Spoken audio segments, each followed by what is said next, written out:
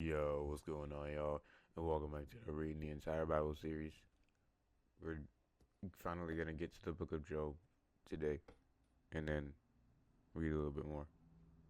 And all right, let's get it. Mordecai promoted. On that day, my phone hit my keyboard. On that day, King Xerxes gave the house of Haman, Haman, the enemy of the Jews, to Queen Esther, and Mordecai came before the king, because Esther had disclosed what relation he was to her. The king took off his signet ring, which he had taken away from Haman, and gave it to Mordecai. And Esther put Mordecai in charge of the house of Haman. And Esther spoke again to the king, and fell down at his feet, and wept, and implored him to avert the evil plot of Haman the Agagite, and his plan which he had devised against the Jews, because the decree to annihilate the Jews was still in effect. Yikes. The king held out to Esther the golden scepter. So Esther arose and stood before the king. Then she said, "If it pleases the king, and if I have found favor before him, and the matter is proper in the king's view, and I am pleasing in his sight, let it be written to revoke the letters devised by Haman, the son of Hammedatha, the Agagite, which he wrote in order to destroy the Jews who are in all the king's provinces. For how can I endure to see the tragedy that will happen to my people? Or how can I endure to see the destruction of my kindred?" Then King Xerxes said to Queen Esther and to Mordecai the Jew, "Behold, I have given Esther the house of Haman, and they have hanged him on the gallows because he stretched out his hand against the Jews." The king's decree avenges the Jews. Also, concerning the Jews, write as you see fit in the king's name, and seal it with the king's signet ring. For a decree which is written in the king's name, and sealed with the king's signet ring, may not be revoked. So the king's scribes were called that at that time in the third month, that is the month of Sivan, on the 23rd day. And it was written in accordance with everything that Mordecai commanded to the Jews, to the chief rulers, satraps, and to the governors and officials of the provinces which extended from India to Ethiopia.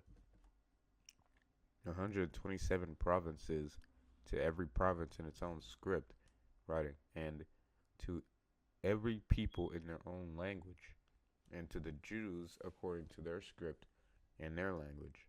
He wrote a decree in the name of King Xerxes, and sealed it with the king's ring, and sent letters by couriers on horseback, riding on the royal mail relay horses. The offspring of the racing mares, the offspring of the racing mares.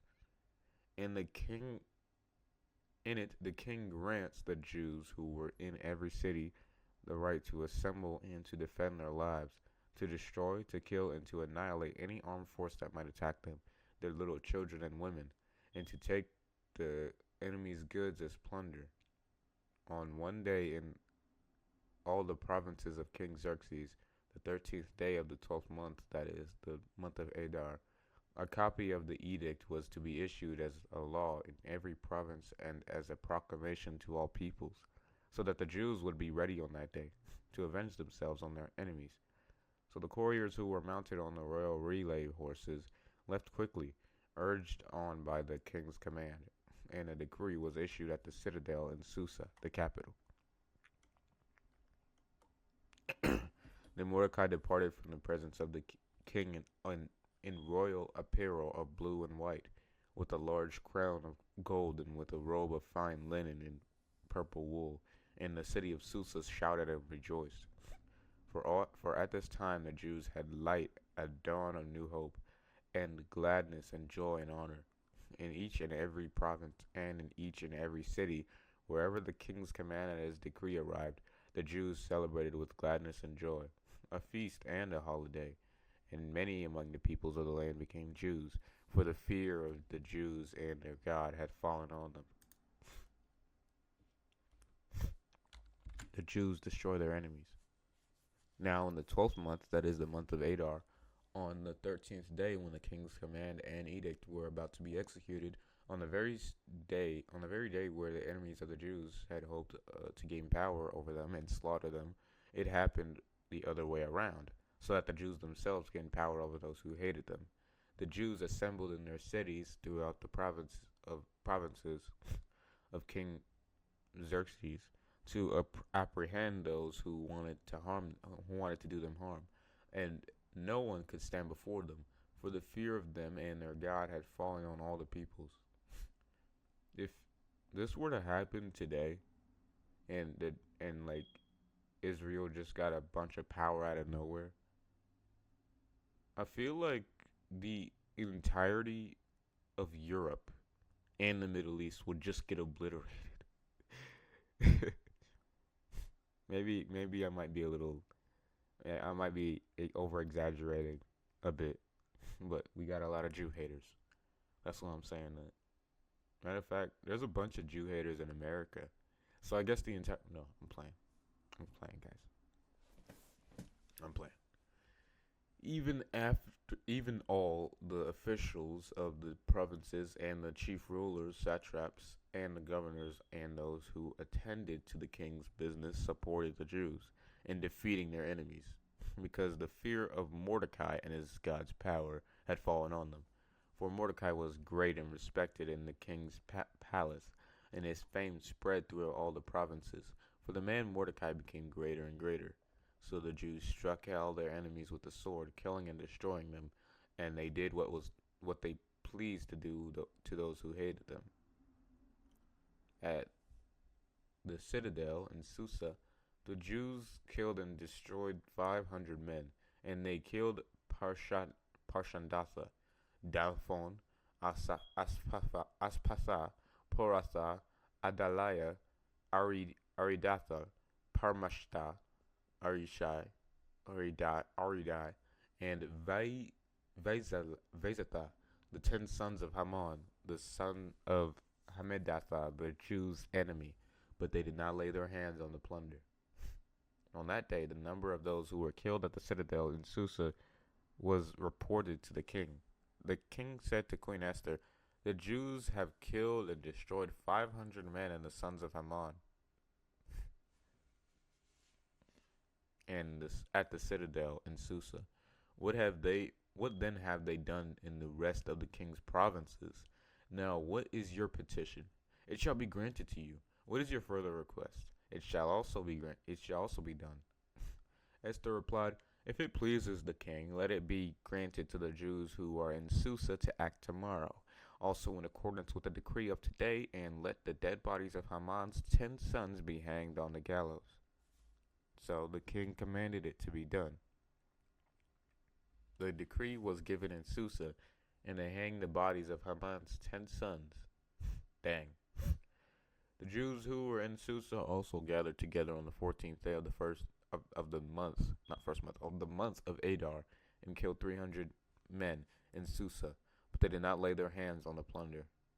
Now the rest of the Jews who were in the king's provinces assembled to defend their lives and rid themselves of their enemies, and killed 75,000 of those who hated them. But they did not lay their hands on the plunder.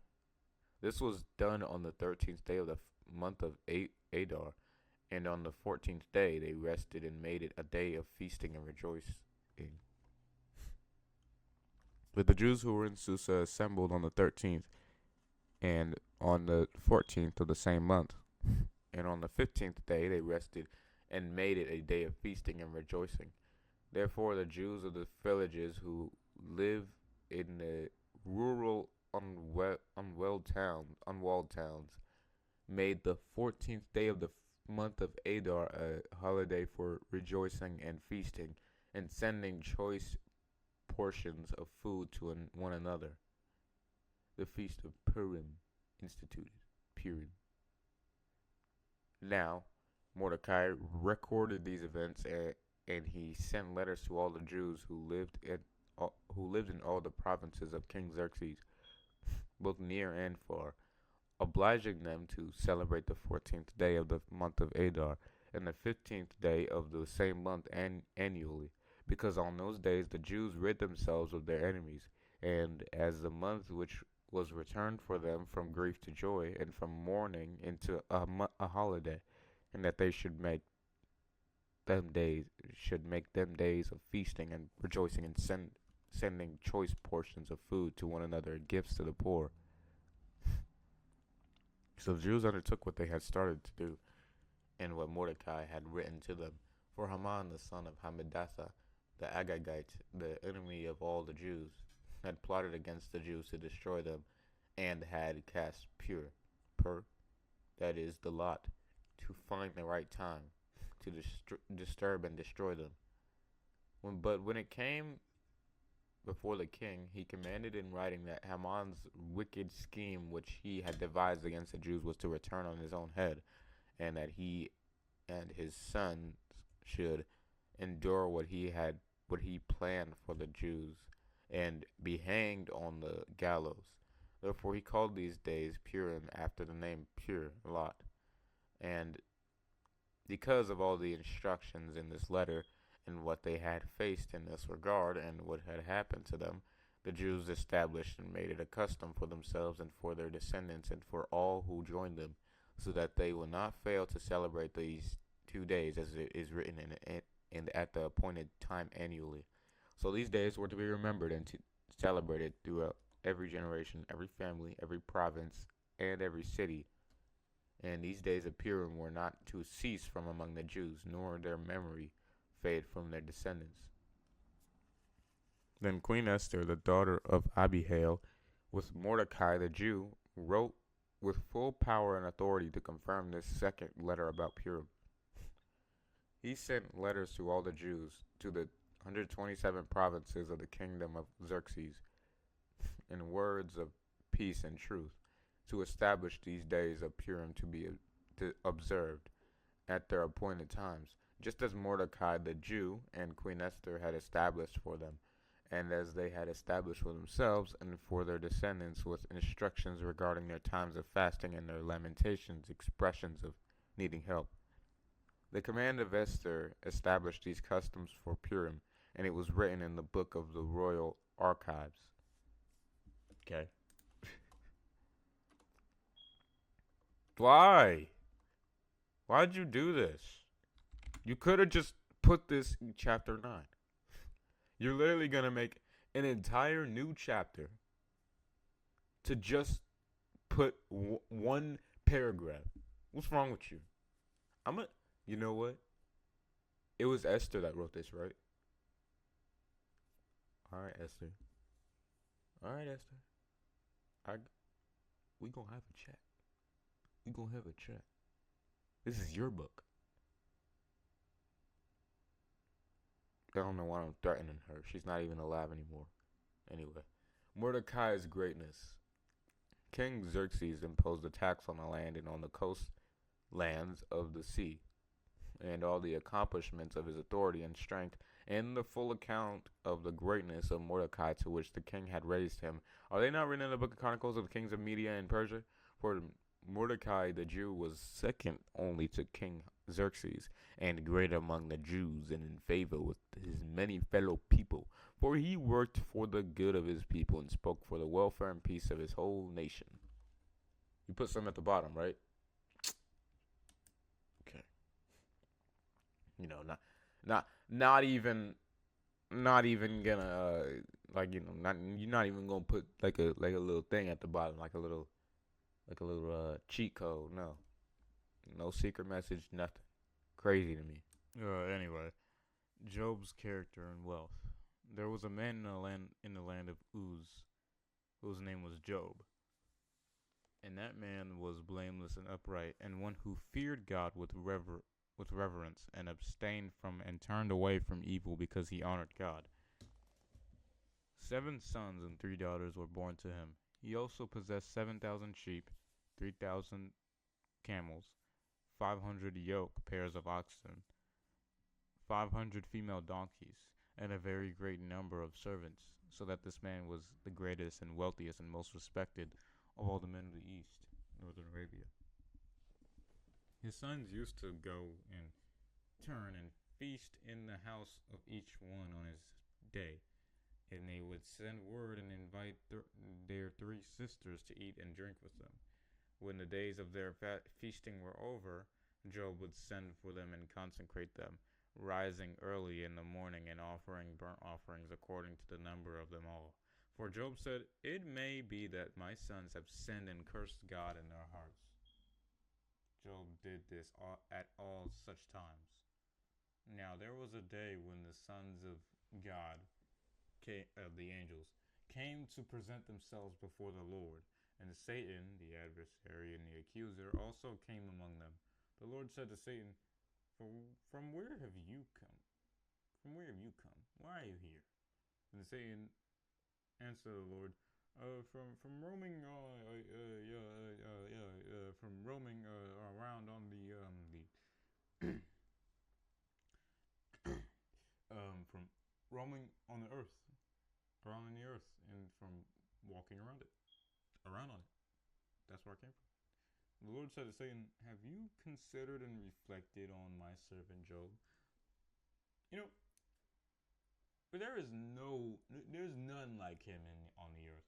A blameless and upright man, one who fears God with reverence and abstains from and turns away from evil because he honors God." Then Satan answered the Lord, does Job fear God for nothing? Have you not put a hedge of protection around him and his house and all that he has on every side? You have blessed the work of his hands and conferred prosperity and happiness upon him, and his possessions, his possessions have increased in the land. But put forth your hand now and touch, maybe just a little bit, destroy all that he has, and he will surely curse you to your face. Then the Lord looked at him and saw how much he was sweating.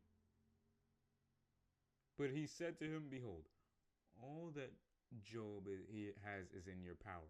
Only do not put your hand on the man himself." So Satan departed from the presence of the Lord very quickly. Satan allowed to test Job. Now there was a day when Job's sons and daughters were eating and drinking wine in their oldest brother's house. And a messenger came to Job and said, "The oxen were plowing and the donkeys were feeding beside them, and the Sabeans attacked and swooped down on them and took away the animals. They also killed the servants with the edge of the sword, and I alone have escaped to tell you." While he was still speaking, another messenger also came up and said, "The fire of God lightning has fallen from the heavens and has burned up the sheep and the servants and consumed them, and I alone have escaped to tell you." While he was still speaking, another messenger also came and said, "The Chaldeans formed 3 bands and made a raid on the camels and have taken them away and have killed the servants with the edge of the sword, and I alone have escaped to tell you." While he was still speaking, another messenger also came and said, "Your sons and your daughters were eating and drinking wine in their oldest brother's house, and then suddenly a great wind came from across the desert and struck the 4 corners of the house, and it fell on the young people and they died, and I alone have escaped to tell you." Then Job got up and tore his robe and shaved his head in mourning for the children, and he fell to the ground and worshipped God. He said, Naked without possession I came into this world from my mother's womb, and naked I will return there. The Lord gave, and the Lord has taken away.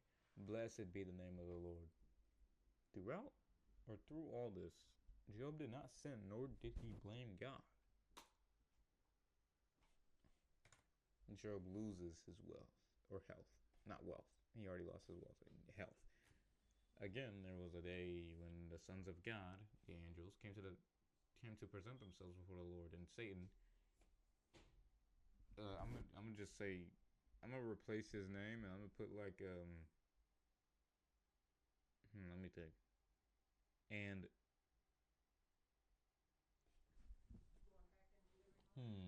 let me think. We're gonna call him Gooful. And Gopher, adversary, accuser, also came along them to present himself before the Lord.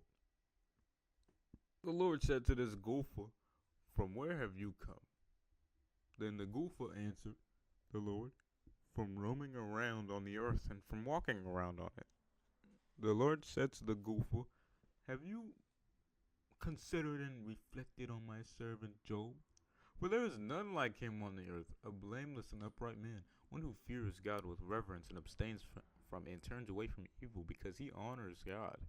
And still he maintains and holds tightly to his integrity, although you incited me against him to destroy him without cause." The Gopher answered the Lord, "Skin for skin. Yes, a man will give all he has for his life.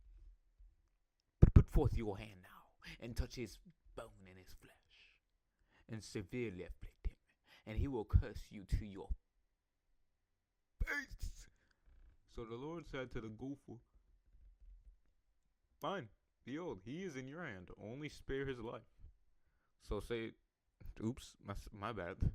So the Gopher departed from the presence of the Lord and struck Job with loathsome boils and agonizingly painful sores from the sole of his foot to the crown of his head. And Job took a piece of broken pottery with which to scrape himself, and he sat down among the ashes rubbish heaps. Then his wife said to him, "Do you still cling to your integrity and your faith and trust in God without blaming him? Curse God and die." But he said to her, "You speak as one of the spiritually foolish women speaks, ignorant and oblivious to God's will. Shall we indeed accept only good from God and not also accept adversary and disaster?" In spite of all this, Job did not sin with words from his lips. Now, when Job's 3 friends heard of all this adversity that had come upon him, each one came from his own place: Eliphaz the Temanite, Bildad the Shuhite, and Zophar the Nemathite. For they had made an appointment together to come to sympathize with him and to comfort him. When they looked from a distance and did not recognize him because of his disfigurement, they raised their voices and wept, and each one tore his robe in grief, and they threw dust over their heads towards the sky in sorrow. So they sat down on the ground with Job for 7 days and 7 nights, and no one spoke a word to him, for they saw that his pain was very great. And I'm not going to hold you. I've read this before. It's just, don't have friends like this. That's all I'm going to say. Don't have friends like this. It's about to get bad. Job's lament. After this, Job opened his mouth and cursed the day of his birth. The day of his birth. And Job said, "Let the day on which I was born perish, and the night which announced there is a man-child conceived. May that day be darkness. Let God above not care about it, nor light shine on it. Let darkness and gloom claim it for their own. Let a cloud settle upon it. Let all that blackens the day terrify it, the day that I was born. As for that night, let darkness seize it. Let it not rejoice among the days of the year. Let it not be counted in the number of the months. Behold, let that night be barren and empty. Let no joyful voice enter it. Let those curse it who curse the day, who are skilled in rousing up Leviathan. Let the stars of its early dawn be dark. Let the morning white and vain for the light. Let it not see the eyelids of morning, the day's dawning, because it did not shut the doors of my mother's womb, nor hide trouble from my eyes. Why did I not die at birth? Come forth from the womb and expire. Why did the knees receive me, and why the breasts that I would nurse? For now I would have lain down and been quiet. I would have slept then. I would have been at rest in death, with kings and counselors from the earth, who built up now desolate ruins for themselves, or with princes who had gold, who filled their houses with silver, or like a miscarriage which is hidden and put away, I would not exist. Like infants who never saw light, there in death the wicked cease from raging, and there the weary are at rest. There the prisoners rest together. They did not hear the taskmaster's voice. The small and the great are there, and the servant is free from his master. Why is the light given to him who is in misery, and life to the bitter in soul, who wait for death but does not come, and dig search for death more diligently than for hidden treasures, who rejoice exceedingly, and rejoice when they find the grave. Why is the light of day given to a man whose way is hidden, and whom God has hedged it? For my groaning comes at the sight of my food, and my cries of despair are poured out like water. For the thing which I greatly fear comes upon me, and that of which I am afraid has come upon me. I am not at ease, nor am I quiet, and I am not at rest, and yet trouble still comes upon me. And this is the beginning of the end. Eliphaz, innocent, do not suffer. You know, I had this one friend. He said he was reading the book. He read the book of Job, and he was like, "Dude, after Job went through all that, I had to read this man arguing with his friends for 30 chapters." Now, the first time I read it, I didn't get through the entire thing. I gave up. I didn't. I don't know. I don't know who. I'm pretty sure. Okay, I'm pretty sure I was on Job's side, but still, like, dude, it was bad. Um, Imagine going through all that and then your friends wanted to say, "Oh, well, no, no, no. You did this wrong. No, that's what you did wrong. Okay, no, this is what you possibly did. No, okay, dude, stop being religious and just comfort. Okay, nobody told you to give no input, cause your input is just you arguing with me."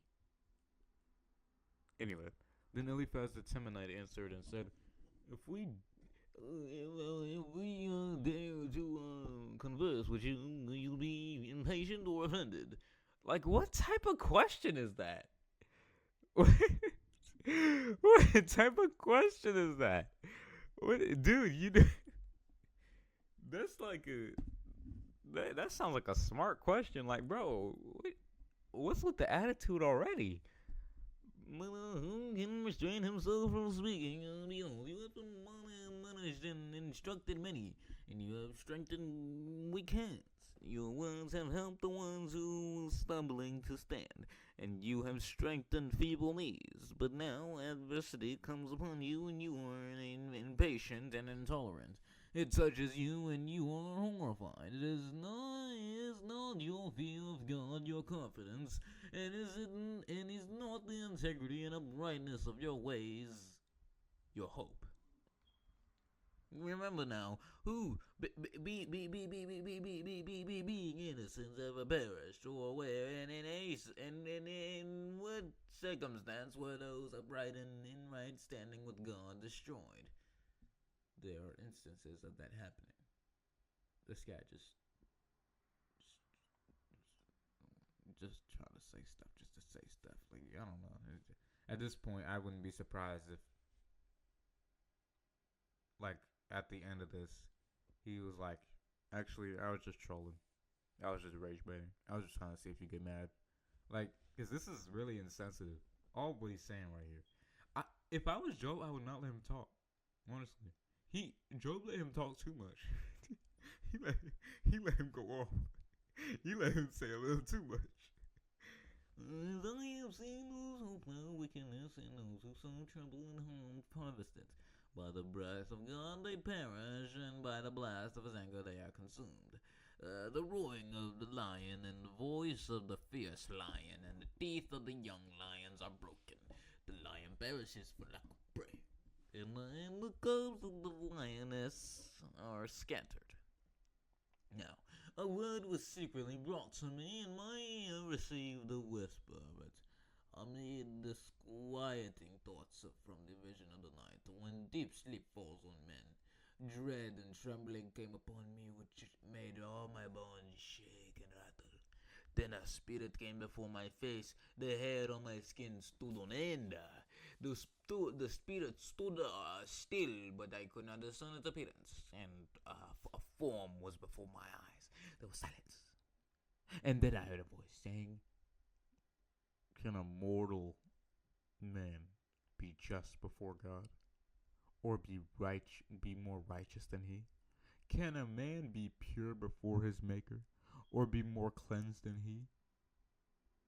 God puts no trust or confidence even in his heavenly servants, and he charges his angels with error. How much more will he blame and charge those who dwell in houses, bodies of clay, whose foundations are in the dust, who are crushed like a moth? Between morning and evening they are broken in pieces and destroyed, unobserved and unnoticed. They perish forever.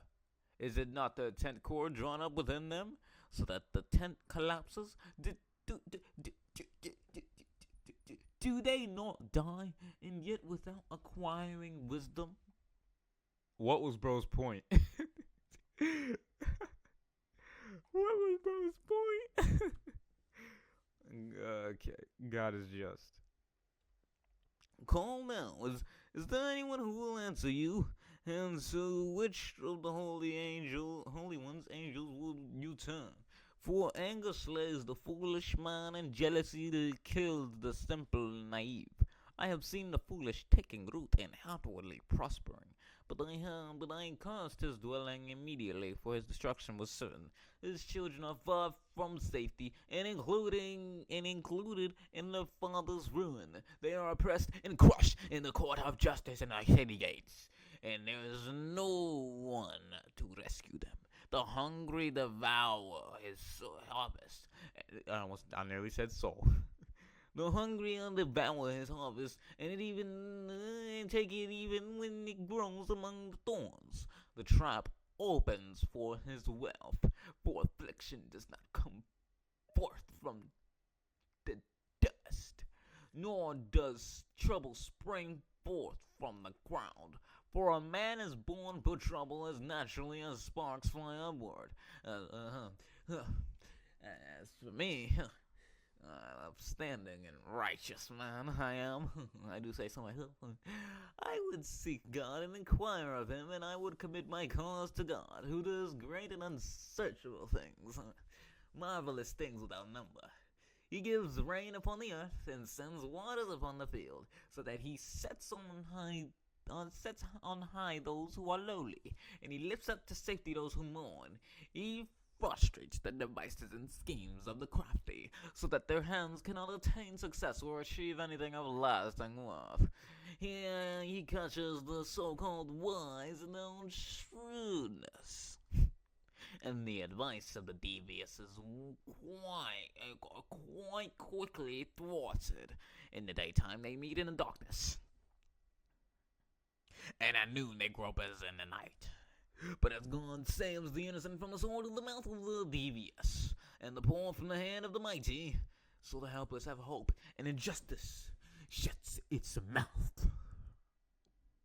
Behold, how happy and fortunate is the man who God reproves. So do not despise or reject the discipline of the Almighty, subjecting you to trial and suffering. For he inflicts pain, but he binds up and gives relief. He wounds, but his hands also heal. He will rescue you from six troubles. Even in 7, evil will not touch you. In famine, he will redeem you from death. And in war, from the power of the sword. You will be hidden from the scourge of the tongue, and you will not be afraid of destruction when it comes. You will laugh at violence and famine, and you will not be afraid of the wild beasts of the earth, for you will be in harmony with the stones of the field, and the beasts of the field will be in peace with you. You will know, so that your tent is secure and at peace, and you will visit your dwelling and fear no loss, nor find anything amiss. You will know that your descendants will be many, and your offspring as the grass of the earth. You will come to your grave in old age, like the stacking of grain on the threshing floor in its season. Behold, we have investigated it, and it is true. Hear and heed, and know for yourself, for your own good. Job's friends are no help. Then Job answered, "Oh, that my grief could actually be weighed and placed in the balances together with my tragedy to see if my grief is the grief of a coward. For now it would be heavier than the sand of the sea. Therefore my words have been incoherent, because the arrows of the Almighty are within me. My spirit drinks their poison. The terrors of God are arrayed against me. Does the wild donkey bray when he has grass, or does the ox low over his fodder? Can something that has no taste to it be eaten without salt? Or is there any flavor in the white of an egg? My soul refuses to touch them. Such things are like loathsome food to me, sickening and repugnant. Oh, that my request would come to pass, and that God would grant me the thing that I long for. I wish that it would please God to crush me, that He would let loose His hand and cut me off. Then I would still have consolation, and I would jump for joy amid unsparing pain. That I have not denied or hidden the words of the Holy One. What strength do I have left, that I should wait and hope? And what is ahead of me, that I should be patient and endure? Is my strength and endurance that of stones, or is my flesh made of bronze? Is it that I have no help within myself, and that success and wisdom have been driven from me? For the despairing man there should be kindness from his friend, so that he does not abandon the fear of the Almighty, turn away from the fear of the Almighty. My brothers have acted deceitfully like a brook, like the torrents of brooks that vanish, which are dull and dirty because of ice, and into which the snow melts and hides itself. When it is warm, they are silent and cease to flow. When it is hot, they vanish from their place. The paths of their course wind along. They go up into nothing and perish. Your counsel is as helpful to me as a dry stream bed in the heat of summer. Oh, so it's useless. The caravans of the Tema looked for water. The caravans of Sheba waited for them in vain. They were put to shame and disappointed because they had trusted that they would find water. They came there and they were ashamed. Indeed, you have now become like a dried up stream. You see a terror, believing me to be a victim of the wrath of God, and are afraid to be compassionate. Did I ever say, give me something? Or pay a bribe for me from your wealth? Or rescue me from the adversary's hand? Or redeem me from the hand of the tyrants? Teach me, and I will be silent, and show me how I have erred. How painful are words of honesty. But what does your argument prove? Do you intend to reprove my words with a convicting argument? When the words of one in despair belong to the wind and go ignored, you would cast lots over the fatherless gamble, and bargain away your friend. Now please look at me, and see if I lie to your face, for you know that I would not. Turn away from your suspicion. Let there be no injustice. Turn away my righteousness, and vindication is still in it. Is there any injustice or malice on my tongue? Can my palate not discern what is destructive? He's fighting back. They don't like. Well, they haven't got to talking yet. They haven't got into that back. Well, they're still in that back and forth, but I guess this was just how people argued. You say your entire poem, which is apparently 2 chapters long, And then they say their poem, which is apparently 2 chapters long. Job's life seems futile. Is not the man forced to labor on earth? And are not his days like the days of a hired man? As the slave earnestly longs for the shade, and as a hired man eagerly awaits his wages, so am I allotted months of futility and suffering.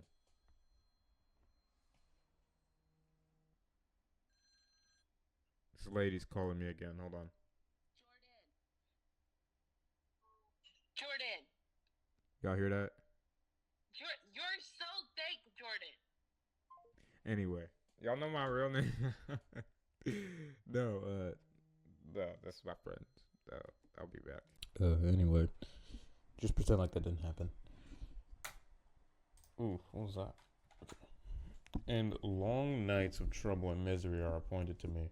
When I lie down, I say, when I lie down, I say, when shall I arise and the night be gone? But the night continues, and I am continually tossing until the dawning of day. My skin is clothed with worms and a crust of dust. My skin is hardened and broken and loathsome, and breaks out and runs. My days are swifter than a weaver's shuttle, and are spent without hope. Remember that my life is but a breath, a puff of wind, a sigh. My eye will not see good again. The eye of him who sees me now will see me no more. Your eyes will be upon me, but I will not be. As a cloud vanishes and is gone, so he who goes down to Sheol, the netherworld, the place of the dead, does not come up. He will not return again to his home. Now, nor will his place know about him any more. Therefore I will not restrain my mouth. I will speak in the anguish of my spirit. I will complain in the bitterness of my soul, O Lord. And am I the sea or the sea monster that you set a guard over me? When I say my bed will comfort me, my couch will ease my complaint. Then you frighten me with dreams and terrify me through visions, so that I would choose suffocation, death rather than my pain. I waste away and loathe my life. I will not live forever. Let me alone, for my days are but a breath, futile and without substance.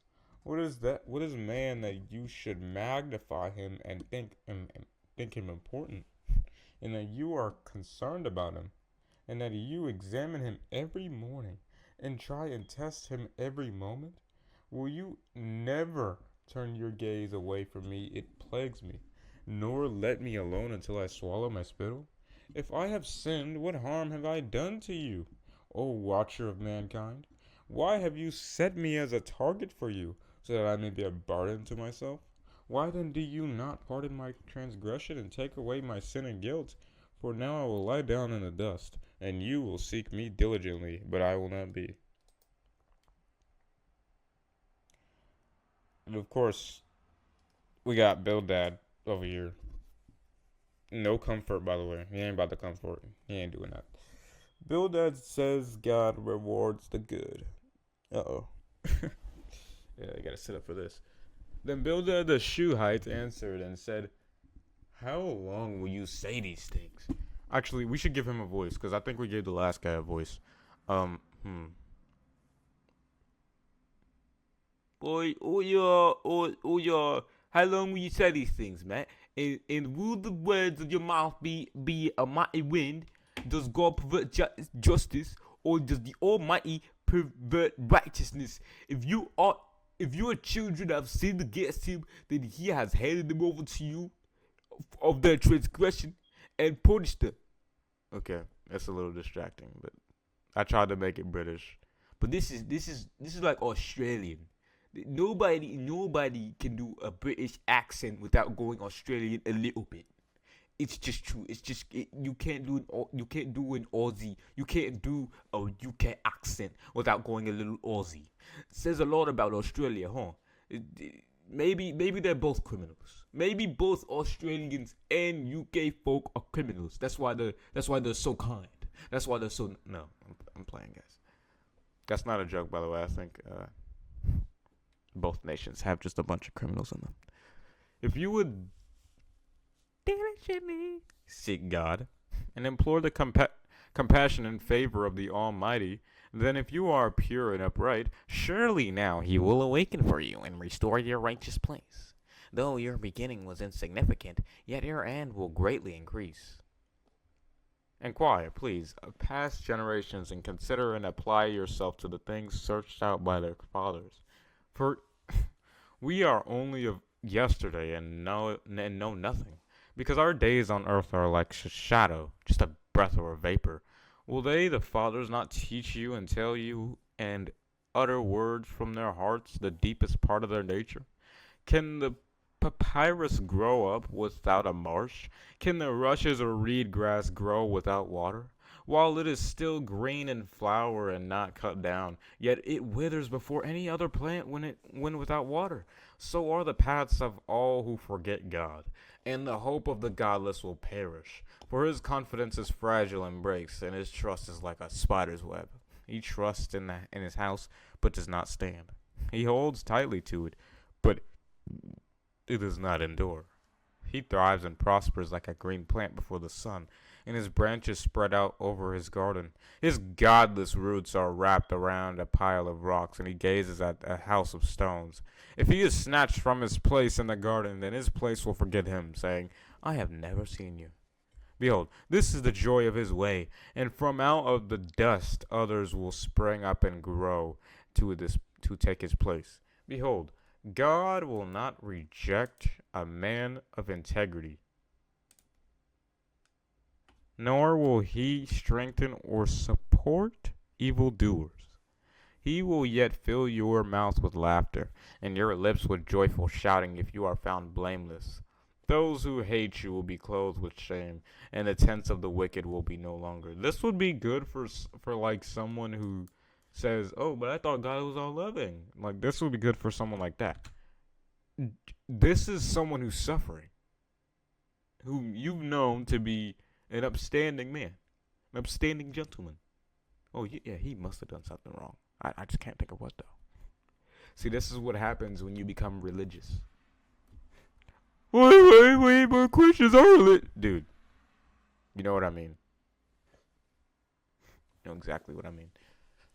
Job says there is no arbitrator between God and man. Then Job answered and said, Yes, I know it is true. But how can a mortal man be right before God? If he should want to contend or dispute with him, he could not answer him once in a thousand times.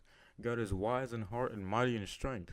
Who has ever defied or challenged him and remained unharmed? It is God who removes the mountains, and they do not know it.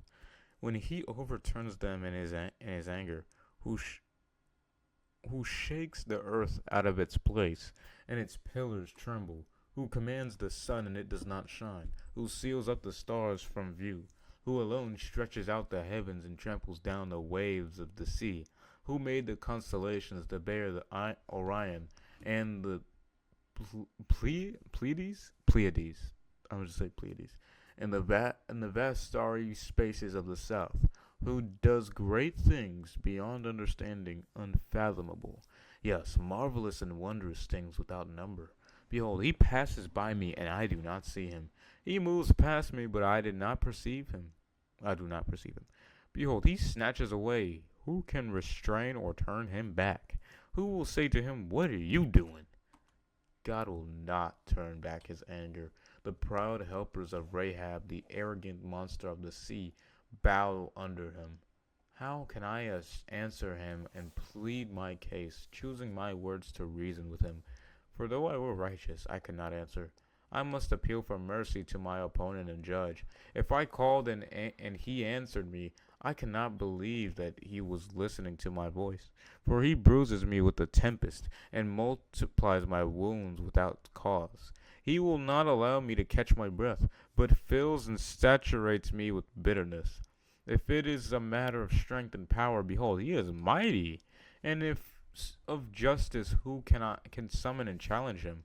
Though I am innocent and in the right, My own mouth would pronounce me guilty. Though I am blameless, he would denounce me as guilty. Though I am blameless, I do not care about myself. I despise my life. It is all one, therefore I say. He destroys both the blameless and the wicked. When his scourge kills suddenly, he mocks at the despair of the innocent. The earth is given into the hands of the wicked. He covers the face of its judges so that they are blind to justice. If it is not he, then who is it that is responsible for all this injustice? Now my days are swifter than a runner. They vanish. They see me no good. They see no good. There is no they see me no good. I don't know why I read that. They pass by like the swift boats made of reeds, like an eagle that swoops down on its prey. If I say, I'll forget my complaint. I will leave off my sad appearance and be cheerful and brighten up. And I am afraid of my pains and worries yet to come. I know that you will not acquit me and leave me unpunished. I am accounted wicked and held guilty. Why then should I labor in vain to appear innocent? If I were to wash myself with snow and cleanse my hands with lye, you would still plunge me into the pit, and my own clothes would hate me and refuse to cover my foul body. For God is not a mere man as I am, that I may answer him, that we may go to the court in judgment together. There is no arbitrator between us, who could lay his hand upon us both. Would that there were. Let him take his rod away from me, and let not the dread and fear of him terrify me. Then I would speak my defense and not fear him. But I am not like that in myself. That's like there was a lot in there. There was a lot, but I'm not gonna go through all of it. All I'm gonna say is it was a little emo. Okay, very emo. All I'm gonna say is this verse 32. I feel like so there's a couple times where, well, not really couple. There's like one time where I've had someone bring up numbers. That one chapter in Numbers. I think it's 32. I forgot, but 32:29, something like that, where God is not a man that he should lie. This is basically using that exact same formula. For God is not a mere man as I am, that I may answer him. So, and they use that to refute Jesus. Well, attempt to. But clearly we see that that's just a literary thing. That has nothing to do with, well, actually, it's kind of literary. But at the same time, it's literal, because Jesus had not come in the flesh yet. But even if he had, he'd still be God. So, Job's words would still apply.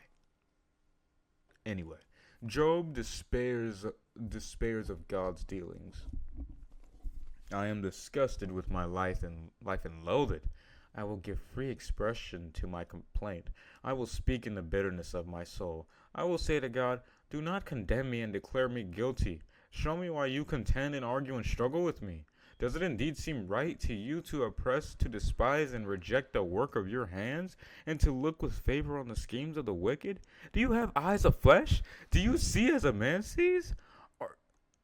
Are your days as the days of a mortal? Are your years as man's years, that you seek my guilt and search for my sin? Although you know that I am not guilty or wicked, yet there is no one who can rescue me from your hand. Your hands have formed and made me altogether. Would you turn around and destroy me? Remember now that you have made me as clay. So will you turn me into dust again? Have you not poured me out like the milk and curdled me like cheese? You have clothed me with skin and flesh, and knit me together with bones and sinews, whatever. You have granted me life and loving kindness, and your providence, divine care, supervision, has preserved my spirit. Yet these present evils you have hidden in your heart ever since my creation. Or you have hidden in your heart since my creation. Oh, so Job is saying this. Well, actually, he could just be saying how he feels about it.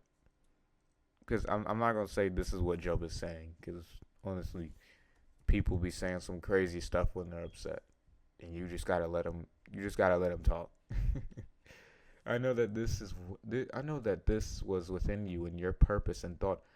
If I sin, then you would take note and observe me, and you would not acquit me of my guilt. If I am wicked, woe to me, for judgment comes. And if I am righteous, I dare not lift up my head, for I am sated and filled with disgrace in the sight of my misery. Should I lift my head up, you would hunt me like a lion, and again you would show your marvelous power against me. You renew your witnesses against me, and increase your indignation and anger toward me. Hardship after hardship is with me, attacking me time after time. Why then did you bring me out of the womb? Would that I have perished and no eye had seen me? I should have been as though I had not existed. I should have been carried from the room to the grave. Would he not let my few days alone? Withdraw from me that I may have a little cheer?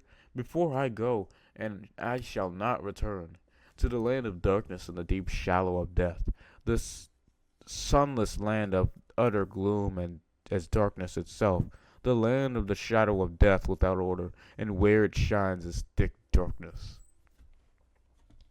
I feel you. Well, actually, yeah, no. I mean, I haven't gone through what he's gone through. Okay, and this is what I was talking about. This man was pouring his heart out. This is how he felt. This is what he thought was going on.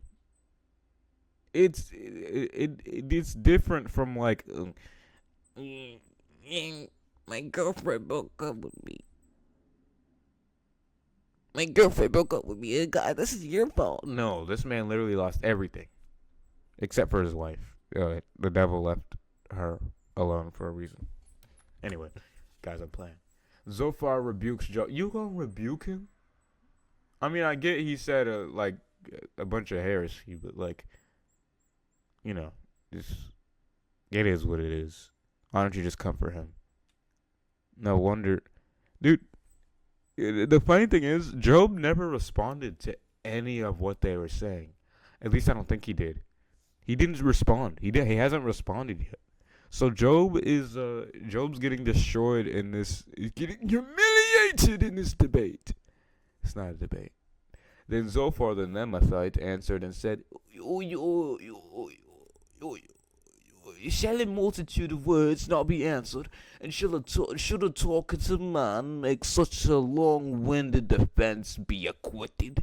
Should your boast and babble silence men? And shall you scoff and no one put you to shame? For you have said, my teaching, my doctrine, that God knowingly afflicts the righteous is pure, and I am innocent in your eyes. But oh, that God would speak, and open his lips to speak against you, and that he would show you the secrets of wisdom.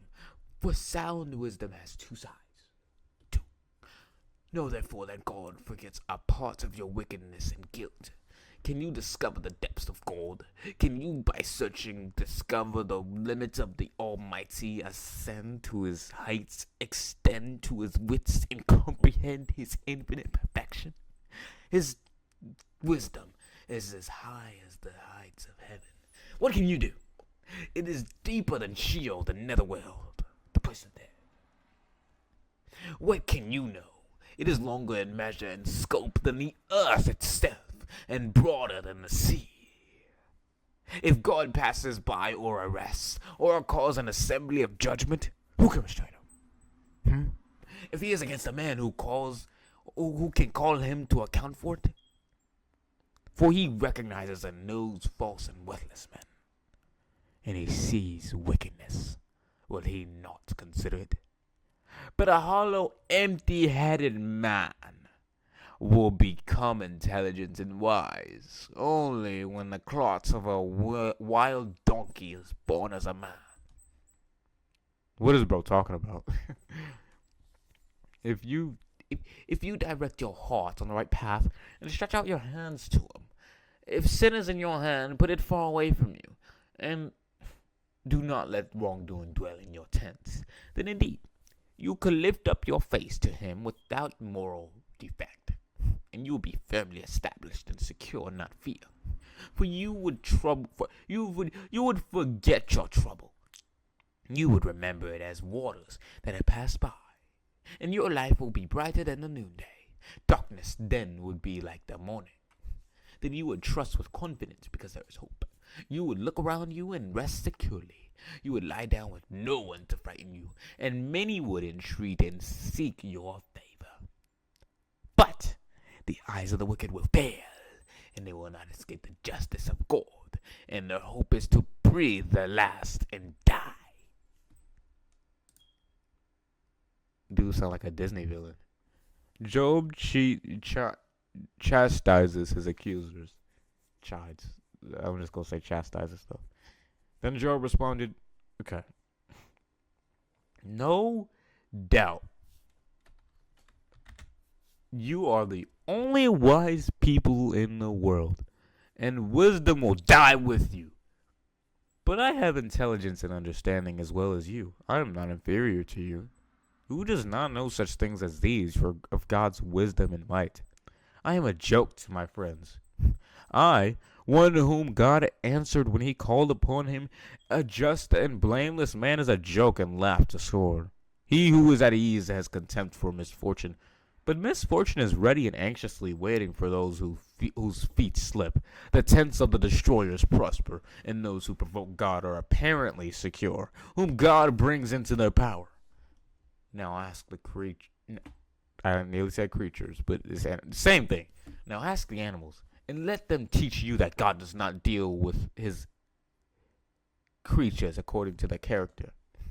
And ask the birds of the air, and let them tell you. Or speak to the earth with its many forms of life, and it will teach you. And let it, the fish of the sea, declare its truth to you. Who among all these does not recognize in all these things that good and evil are randomly scattered throughout nature and human life?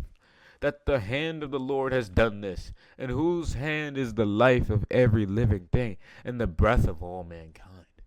Does the ear not put the words to the test, just as the palate tastes its food, distinguishing between the desirable and the undesirable? With the age you say is wisdom, and with long life is understanding, which is half true. Not all older people are smart or wise. Job speaks of the power of God. Oh, you're a mind, dude. Be quiet. I know I'm young saying that, but still, even older people will recognize that and be like, you're never too old to learn anything. You're never too old to correct yourself. You're never too old to be humbled. And Gen Z recognizes that. Gen Alpha, I'm sure, is going to recognize that as well. There's people like Cliff, whom Gen Z is... You know what? Gen Z was always brutal to Cliff. Most people, not even in Gen Z, were brutal to Cliff. But I'm just saying, he's pretty old. Cliff has been doing what he's been doing for like over 30 years, I think. Still, the dude's been doing this for a while. There's some episodes that I'm like, wait, what? Where did that even come from? But all I'm saying is, older people who are disrespectful, who think that you're wise in your days, think that you're smart, you're never too old to be humble. You're never too old to have your feet get put to the fire. And if you have kids, then you already know that. Anyway, because kids, I'm not gonna lie, kids, I was one of them. We see everything. Everything. Anyway, Job speaks of the power of God. But only with him are perfect wisdom and might. He alone has true counsel and understanding. Behold, he tears it down, and it cannot be rebuilt. He imprisons a man, and there can be no release. Behold, he restrains the waters, and they dry up. Again, he sends the waters out, and they overwhelm and devastate the earth. With him are might and sound wisdom. The misled and the misleader are his and in his power. He makes great and scheming counselors walk barefoot and makes fools of judges. He loosens the bond of kings and binds their loins with a loincloth. He makes priests walk barefoot, and he overturns men firmly seated and secure. He deprives the trusted ones of speech, and takes away the discernment and discretion of the aged. He pours contempt on princes and nobles, and loosens the belt of the strong, disabling them.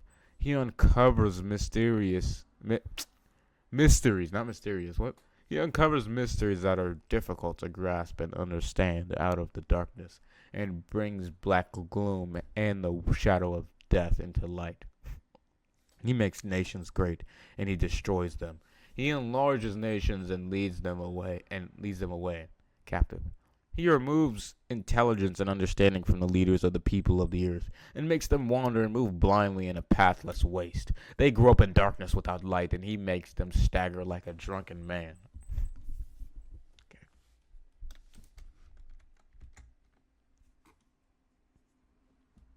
Job says his friends' proverbs, his friends' wise sayings are ashes. Okay. Job continued, Behold, my eye has seen all this. My ear has heard and understood it. What you know I also know. I am not inferior to you. But I wish to speak to the Almighty, and I desire to argue with God. Yikes. But you smear me with lies. You defame my character most untruthfully. You are all worthless physicians and have no remedy to offer. Oh, that you would be completely silent, and that silence would be your wisdom. Please, hear my argument and listen to the pleading of my lips. Will you speak what is unjust for God, and speak what is deceitful for him? Will you show partially for him, and be unjust to me, so that you may gain favor with him? Will you contend and plead for God? Will it be well for you when he investigates you and your tactics against me? Or will you deceive him as one deceives a man? He will surely reprimand you if you securely show partiality. Will not his majesty terrify you, and will not the dread of him fall upon you? Your memorable sayings are worthless, merely proverbs of ashes. Your defenses are defenses of crumbling clay. All right, Job, calm down. Job is sure he will be vindicated. Let's see. Let's see. Be silent before me so that I may speak, and let happen to me what I may. Why should I take my flesh in my teeth and put my life in the hands of incurring the wrath of God? Even though he kills me, I will hope in him. Nevertheless, I will argue my ways to his face. This also will be my salvation, for a godless man may not come before him. Listen diligently to my speech, and let my declaration fill your ears. Behold now, I have prepared my case. I know that I will be vindicated. Who will argue and contend with me? For then I will be silent and die. Only, O Lord, do not do two things to me, and then I will not hide my face from your face. Withdraw your hand from me, and remove this bodily suffering, and let not the dread of you terrify me. Then, Lord, call, and I will answer.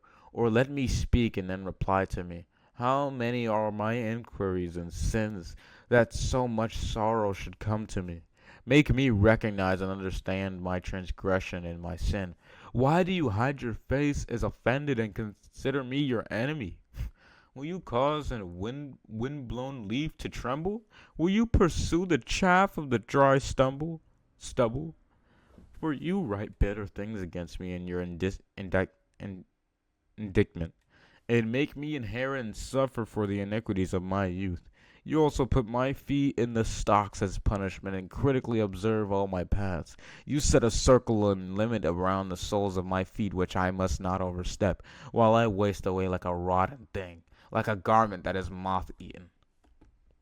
Crazy. Job speaks of the finality of death. He's not done yet. No, I'm playing. He's not. Well, he kind of is yapping, but still, that's not the point. Man who is born of a woman is short-lived and full of turmoil. Like a flower he comes forth and withers. He also flees like a shadow and does not remain. You also, open your eyes upon him and bring him into judgment with yourself. Who can make a clean thing out of the unclean? No one. Since his days are determined, the number of his months is with you, in your control, and you have made his limits so that he cannot pass his allotted time. O God, turn your gaze from him so that he may rest, until he fulfills his day on the earth like a hired man. For there is hope for a tree, if it is cut down, that it will sprout again, and that the shoots of it will not cease nor fail. But there is no such hope for man, though its roots grow old on the earth, and its stump dies in the dry soil. Yet at the scent of water the stump of the tree will flourish and bring forth sprigs and shoots like a seedling. But the brave, strong man must die and lie face down. Man breathes his last, and where is he? As water evaporates from the sea, and the river drains and rises up, so man lies down and does not rise again until the heavens are no longer. The dead will not awaken nor be raised from their sleep. Oh, that you would hide me in Sheol, the netherworld, the place of the dead, that you would conceal me until your wrath is past, that you would set a definite time and then remember me and in your loving kindness imprint me on your heart. If a man dies, will he live again? I will wait all the days of my struggle, until my change and release will come. Then you will call, and I will answer you. You will long for me, the work of your hands. But now you number each of my steps. You do not observe nor take note of my sin. My transgression is sealed up in a bag, and you cover my wickedness from your view. But as a mountain, it falls, crumbling into nothing, and as the rock is moved from its place, water wears away at the stones. Its floods and its torrents wash away the soil of the earth. So you, O Lord, destroy the hope of man. You prevail forever against him and overpower him, and he passes on. You change his appearance and send him away from the presence of the living. His sons achieve honor, and he does not know it. They become insignificant, and he is not aware of it. But his body, lamenting its decay, grieves in pain over it, and his soul mourns the loss of himself. Really dramatic. Eliphaz says Job presumes much. Then Eliphaz the Temanite answered Job and said, should the wise man such as you utter such windy and vain knowledge as we have just heard, and fill himself with the east wind of withering, parching, and violent accusations? Should he rebuke and argue with useless talk, or with words in which there is no benefit? Indeed, you are doing away with fear, and you are diminishing meditation before God. For your guilt teaches your mouth, and you choose to speak in the language of the crafty and cunning. Your own mouth condemns you, and not I. Yes, your own lips testify against you. Were you the first man to be born, the original wise man, or were you created before the hills? Do you see the secret counsel of God, and do you limit the possession of wisdom to yourself? What do you know that we do not know? What do you understand that is not equally clear to us? Among us are both the gray-haired and the aged, older than your father. All the constellations of God, as we have interpreted them to you, too trivial for you? Or were we too gentle towards you in our first speech to be effective? Why does your heart carry you away, allowing you to be controlled by emotion? And why do your eyes flash in anger or contempt, that you should turn your spirit against God, and let such words as you have spoken go out of your mouth? What is man, that he should be pure and clean, or he who is born of a woman, that he should be righteous and just? Behold, God puts no trust in his holy ones, his angels. Indeed, the heavens are not pure in his sight. How much less pure and clean is the one who is repulsive and corrupt, man who drinks unrighteousness and injustice like water. What Eliphaz has seen of life. I will tell you, listen to me, and what I have seen I will also declare. What wise men have freely told, and what have not been hidden, anything that passed on to them from their fathers. to whom you alone the land was given. Or to whom alone the land was given, not you. And no stranger passed among them, corrupting the truth. The wicked man writhed with pain all his days, and numbered all the years stored up for him. The ruthless one, a dreadful sound of terrors is in his ears, not heart, ears. While at peace and in that time of prosperity, the destroyer comes upon him. The tent of the robber is not at peace. He does not believe that he will return out of the darkness for fear of being murdered, and he is destined for the sword of God's vengeance. He wanders about for food, saying, "Where is it?" He knows that the day of darkness and destruction is already at hand. Distress and anxiety terrify him. They overpower him like a king ready for battle, because he has stretched out his hand against God. Because I nearly read the same line again. Oops. And behaves arrogantly and against the Almighty, running and charging headlong against him with his ornamented and massive shield, for he has covered his face with his fat, adding layers of fat to his thighs, giving himself up to pleasures, and he has lived in desolate, God-forsaken cities and houses which no one should inhabit, which were destined to become heaps of ruins. He will not become rich, nor will his wealth endure, and his grain will not bend to the earth, nor his possessions be extended on the earth. He will not escape from the darkness, fleeing disaster. The flame of God's wrath will wither his branch, and by the blast of his mouth he will go away. Let him not trust in vanity, emptiness, futility, and be led astray, for emptiness will be his reward for such living. It will be fulfilled while he still lives, and his branch will not be green, but shall wither away. He will fall to bring his grapes to maturity, leaving them to wither unnourished on the vine, and will cast off blossoms and fail to bring forth fruit like the olive tree. For the company of the godless is barren, and fire consumes the tents of bribery, the wrong and injustice. They will conceive mischief, and bring forth wickedness, and their inmost soul prepares deceit and fraud. Why are you making the same point? Dude.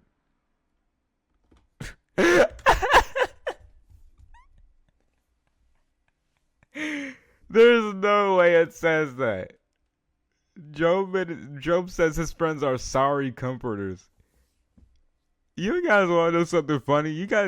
I'm not sure how many of you watch RDC, but that just reminded me of that. You know what they be saying, like, bro, you sorry. Like, bro, it's basically saying you suck. Like, you sorry, bro.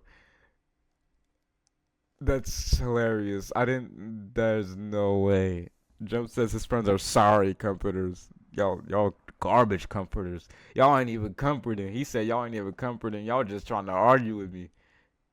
That's crazy. Then Job answered and said, I have heard many such things.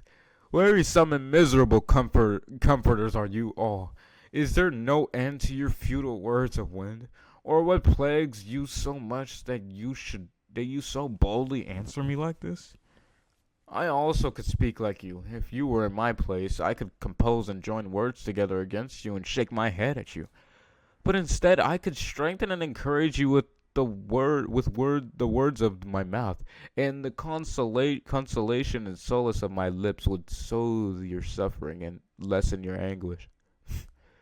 Job says God shattered him.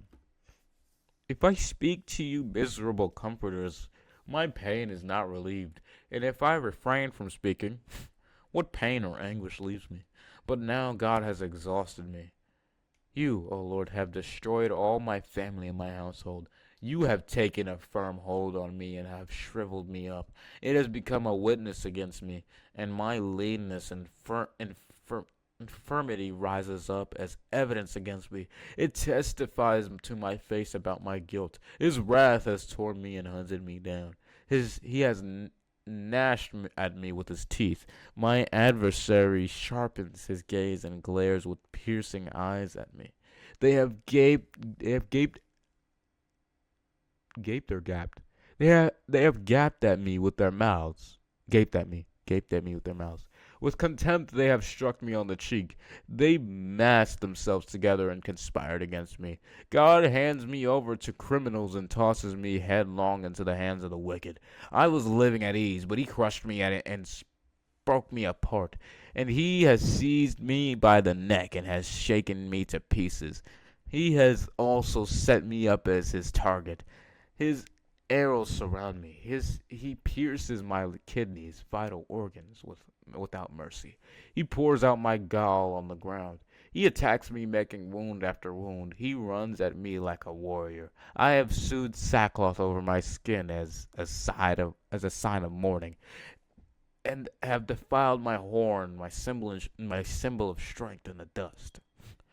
My face is red and swollen with weeping, and on my eyelids is the shadow of death. My eyes are dimmed, although there is no violence or wrongdoing in my hands, and my prayer is pure. O earth, do not cover my blood, and let there be no resting place for my cry where it will cease being heard. Even now, behold, my witness is in heaven, and my advocate who vouches and testifies for me is on high. My friends are scoffers who ridicule. My eye pours out tears to God. Oh, that a man would meditate and plead with God for me, just as a man meditates and pleads. Or, that does not say meditates. Let me read that entire section again. Oh, that a man would mediate and plead with God for me, just as a man mediates and pleads with his neighbor and friend. For when a few years are past, I shall go to the way of no return. I think that was a Jesus prophecy. I'm not going to hold you. You talking about mediator. What's in 2 Timothy, guys? You already know. You already know. There's one mediator between heaven and earth. His name is Christ Jesus. Anyway, Job says he has become a byword. At least Job gets, Anyway, my spirit is broken. My days are extinguished. The grave is ready for me. Surely there are mockers and mockery with me, and my eye gazes on their obstinacy and provocation. Give me a pledge, guaranteed promise, with yourself, acknowledging my innocence before my death. Who is there that will be my guarantor and give security for me? But you, Lord, have closed their hearts to understanding. Therefore you will not exalt them by giving a verdict against me. He who denounces and informs against his friends for a share of the spoil, the eyes of his children will also languish and fail. But he has made me a byword and mockery among the people, and I have become one in whose face people spit. My eye has grown dim, unexpressive because of grief, and all my body's members are wasted away like a shadow. The upright will be astonished and appalled at this, and the innocent will stir himself up against the godless and polluted. Nevertheless, the righteous will hold to his ways, and he who has clean hands will grow stronger and stronger. But as for all of you, come back again, even though I do not find a wise man among you. My days are past, my purposes and plans are frustrated and torn apart. The wishes of my heart are broken. These thoughts try to make the night into the day. The light is near, they say, in the presence of darkness, but they pervert the truth. But if I look to Sheol, the netherworld, the place of the dead, as my home, if I make my bed in darkness, if I call out to the pit, you are my father, the grave, and to the worm that feeds on decay, you are my mother and my sister, because I will soon be closest to you. Where is my hope now? And who regards or considers or is even concerned about my hope? Will my hope go down with me to Sheol, the netherworld, the place of the dead? Shall we go down together in the dust? Let's see Bildad speaks of the wicked. Then Bildad, the Shuhite, answered and said, how long will you hunt for words and continue these speeches? Do some clear thinking and show understanding, and then we can talk. Why are we regarded as beasts, as if we are stupid, senseless in your eyes? In your eyes, you who tear yourself apart in anger, is the earth to be abandoned for your sake, or the rock to be moved out of its place? Indeed, the light of the wicked will be put out, and the flames of his fire will not shine. The light will be the dark in his tent, and his lamp beside him will be put out. The vigorous stride will be shortened, and his own counsel and the scheme in which he trusted will bring his downfall. For the wicked is thrown into a net by his own feet, his own wickedness. And he steps on the webbing of the lattice-covered pit. A snare catches him by the heel, and a trap snares. I don't know why I read that as snares. And a trap snaps shut on him. A noose is hidden from him on the ground, and a trap on the path. Terrors frighten him on every side, and chase at his heels. The strength of the wicked is famished and weakened, and disaster is ready at his side if he stops. His skin is devoured by disease, the firstborn of death. The worst of diseases consumes his limbs. He is torn from his tent which he trusted for safety, and he is marched and brought to the king of terrors, the king of death. Nothing of his dwells in his tent. Brimstone, burning sulfur is scattered over his dwelling to purify it. The roots of the wicked are dried up below, and above his branches cut off and withers. Memory of him perishes from the earth, and he has no name on the street. He is driven and propelled from the light into darkness, and chased from the inhabited world. He has no offspring nor prosperity among his people, nor any survivor where he is sojourned. Those in the west are astonished and appalled at his fate, and those in the east are seized with horror. Surely such are the dwellings of the wicked and the ungodly, and such is the place of him who does not know or recognize or honor God. Job feels insulted, as if he hasn't been feeling insulted this entire time. Then Job answered and said, dude, how long will you torment and exasperate me and crush me with words? These 10 times you have insulted me.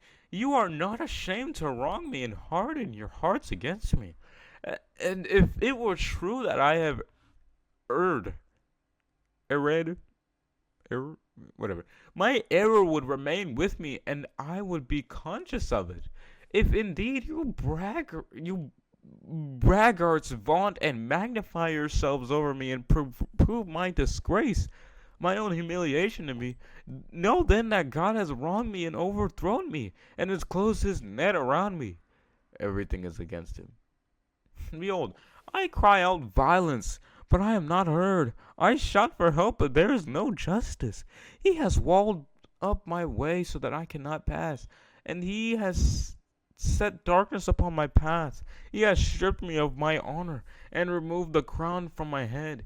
He breaks me down on every side, and I am gone. He has uprooted my hope like a tree. He has also kindled his wrath like a fire against me, and he considers and counts me as one of his adversaries. His troops come together and build up their way and siege works against me, and camp around my tent. He has put my brothers far from me, and my acquaintances are completely estranged from me. My relatives have failed me, and my intimate friends have forgotten me. Those who live temporarily in my house and my maids consider me a stranger. I am a foreigner in their sight. I call to my servant, but he does not answer. I have to implore him with words. My breath is repulsive to my wife, and I am loathsome to my own brothers. Even young children despise me. When I get up, they speak against me. All the men of my council hate me. Those I love have turned against me. I nearly read the same thing line again. That's funny. My bone clings to my skin and to my flesh, and I have escaped death by the skin of my teeth. Have pity on me. Have pity on me, all you my friends, for the hand of God has touched me. Why do you persecute me as God does? Why are you not satisfied with my flesh, my anguish? Job says, "My Redeemer lives." Oh, that the words I now speak were written. Oh, that they were recorded in a scroll. That with an iron stylus and molten lead, they were engraved in the rock forever. For I know that my Redeemer and Vindicator lives, and that the last he will take his stand upon the earth. And at the last, even after my mortal skin is destroyed by death, yet from my immortal flesh I will see God, whom even I will see for myself, and my eyes will see him and not another. My heart faints within me. If you say, how shall we continue to persecute him? And what pretext for a case against him can we find, since we claim the root of these afflictions is found in him? Then beware and be afraid of the sword of divine vengeance for yourselves. For wrath are the punishment of that sword, so that you may know there is judgment. Zophar says, The triumph of the wicked is short. Then Zophar the Nemathite answered and said, Therefore, my disquieting thoughts make me answer because of the uneasiness that is within me. I have heard the reproof which insults me, but the spirit of my understanding makes me answer. Do you not know this from the old days, since the time that man was placed on the earth, that the triumphing of the wicked is short, and the joy of the godless is only for a moment? Though his pride reaches the heavens, and his head touches the clouds, yet he perishes forever like his own refuse. Those who have seen him will say, where is he? He flies away like a dream and cannot be found. Yes, he is chased away like a vision from the night. The eye which saw him sees him no longer, neither does his accustomed place behold him any longer.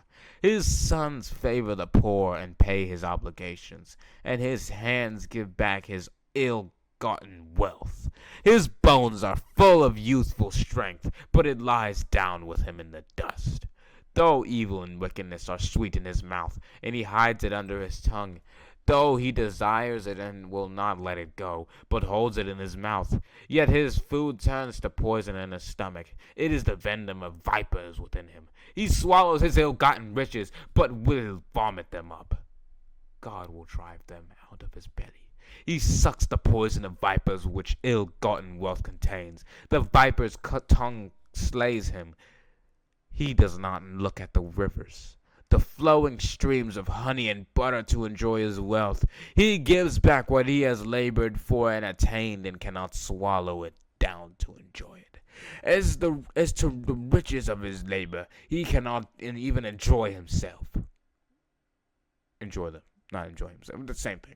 For he has oppressed and neglected the poor. He has violently taken away the houses which he did not build, because he knew no quietness or calm within him because of his greed. He does not retain anything he desires. Therefore, there's nothing left of what he devoured. Therefore, his prosperity does not endure. In the fullness of his excess, great abundance, he will be in trouble.